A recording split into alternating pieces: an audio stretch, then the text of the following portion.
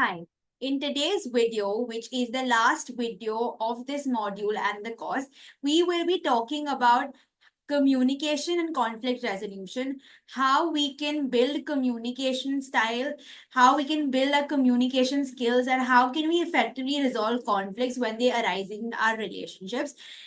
In the last two videos, we talked about how emerging adults form relationships and the factors that come into play when they look out for a partner or engage into different kinds of relationships. And we also covered traditional versus the modern relationships, the relationships that exist today, and the various other terms that have come up, like situationships, hookup culture, and how those affect emerging adults as a whole.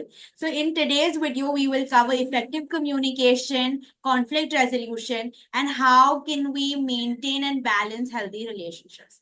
So, let's start by learning what effective communication actually is. Effective communication is the foundation of any healthy relationship or any healthy intimate relationship. For emerging adults, learning how to express your thoughts, your emotions, and needs clearly and openly is very, very important for building a strong connection with your partner. During this developmental stage, individuals are still developing the communication styles and learning to navigate through the complex relationship dynamics, the various challenges that come along with it, like balancing your independence and your emotional intimacy. And hence, this is where conflict comes into place. Conflict becomes inevitable in any relationship, but how it is handled determines whether the relationship grows stronger or it weakens. For emerging adults, developing a healthy relationship is based on how they deal with their conflicts or how their conflict resolution skills are. And hence, it is very essential to learn how to manage your emotional intensity, to learn how to balance your needs as well as your partner's needs, compromise in manners, and negotiate to be able to continue this relationship for a longer period of time. Instead, relationship disillusion is usually here. Like the falling out of love or breaking up usually happens because of low levels of commitments, low levels of communication, low levels of relationship efficacy, and high levels of conflict, which leads to cheating, aggression, and low relationship satisfaction and quality. And it's very essential for us to be able to learn what skills to develop in order to deal with this and navigate through this stage. So let's talk about how to establish better communication and conflict resolution in emerging adults.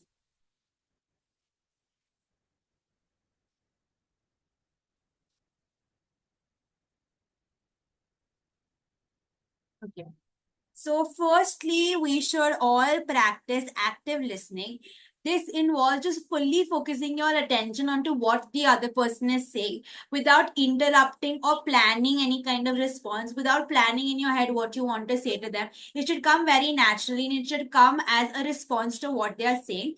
It helps validate the other person's feeling and ensure that both the partner feels heard and understood, and reduces the misunderstanding that eventually will come up in a relationship.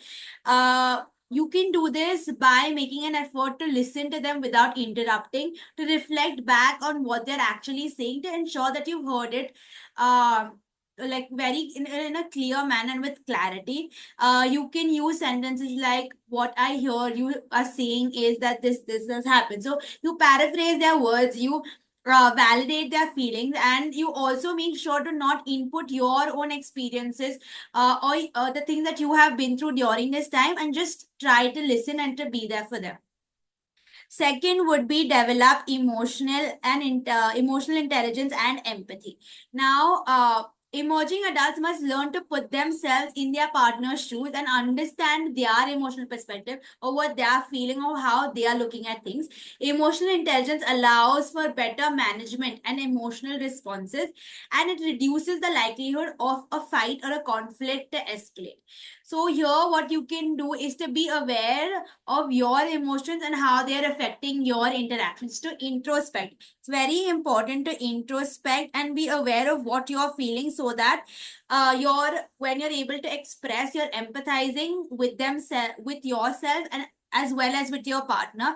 Empathy is not just being there for the other person, but it's also empathizing for yourself and understanding yourself. And this is where emotional intelligence also comes into play, which helps for a better management of your responses and reduces the um, uh, likelihood of fights to happen. Then we come on to use of open and honest communication. Open and honest communication is extremely essential. Emerging adults should be clear about their needs, their values, their boundaries, and all of that should be explained to their partner in a very open way, such that your own boundaries are being respected and you are able to respect and maintain your partner's boundaries as well.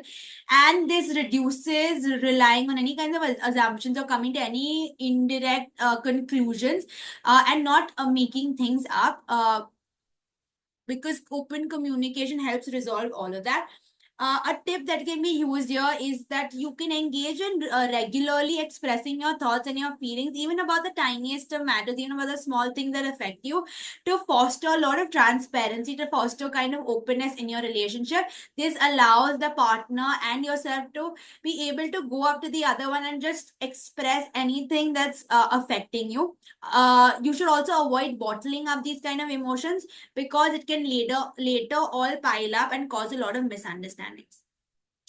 Then the fourth method could be to learn to compromise.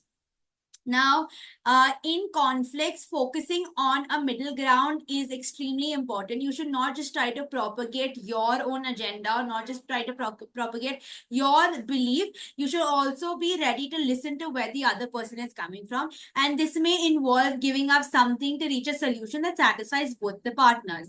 Now, compromise strengthens a relationship by showing the partners that you're willing to make an adjustment, that you care about them, you're willing to let things go for the greater good of the relationship and the partnership. Then we need to learn to create healthy boundaries.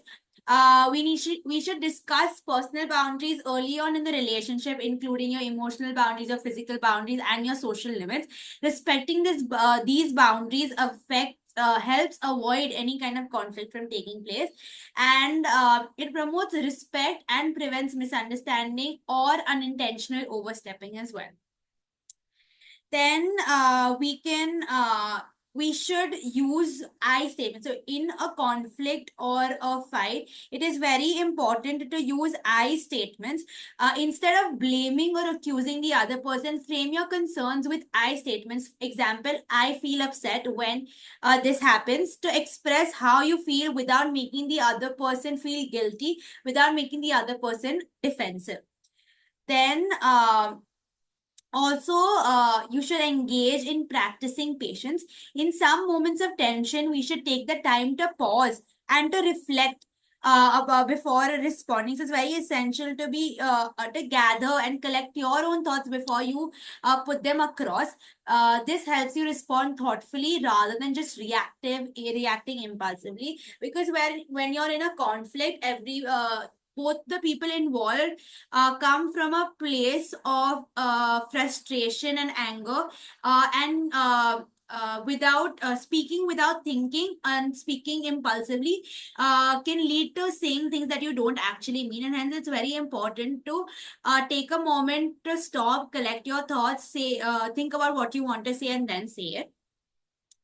Then we come on to the other technique, which would be just focus on the issue. Do not focus on the person that's involved. Keep the conversation centered on the issue, the current issue, rather than bringing up the past grievance, and make the conflict about the situation and not about targeting or attacking the other person. So avoiding personal attacks can lead to further conflicts rather than resolution. Then there is coming forward with a problem solving mindset. Approach the conflict with a mindset that is towards finding a solution that works for you and for the other person. This involves compromise, flexibility, and willingness to meet halfway.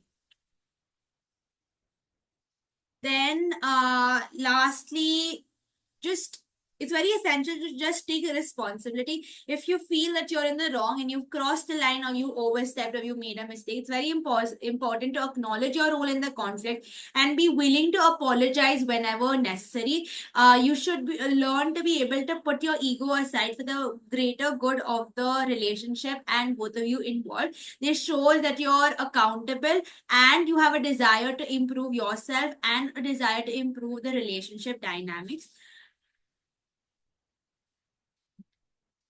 Now we'll talk about the last part as to how to maintain a healthy relationship. What are the things that you can do to maintain a relationship that focuses on the greater good of both the people involved so that it allows you to grow rather than pulling you down. So the first one would be mutual respect.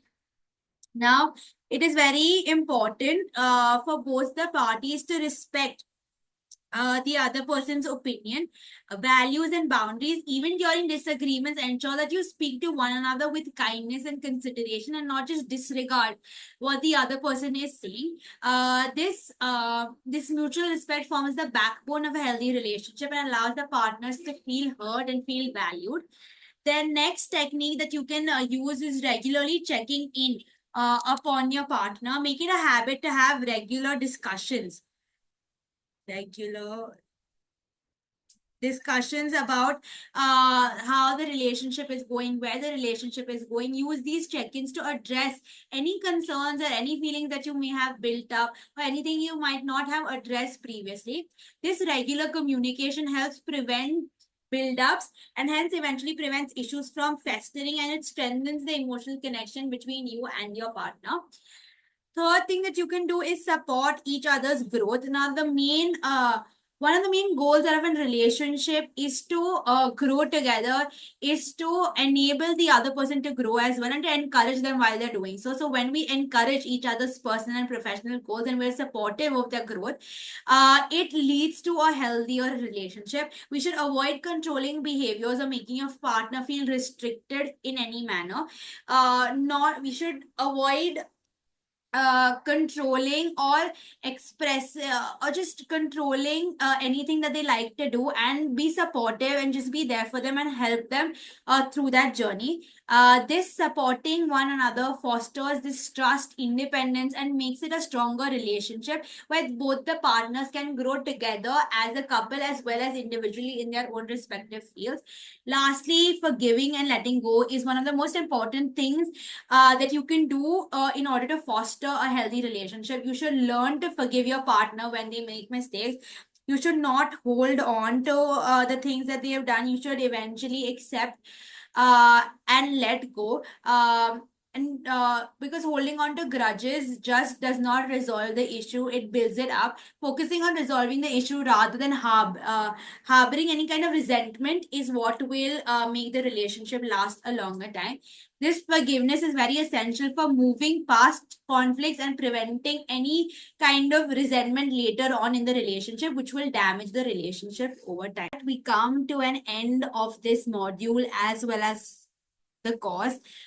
We hope that you have learned how Bowlby and Ainsworth's theory explain how early caregiver relationships affect your attachment style, which in turn influence your behavior in adult relationships, how these kind of bonds affect how we approach intimacy, trust, and dependency in later life, how Sternberg's triangular theory of love and Erickson's stages highlight romantic relationships and their emergence in adulthood, how your identity development, your development of your sense of self, your self-worth, your self-confidence, all of those directly impact your personality, your personal identities, and your relationship stability.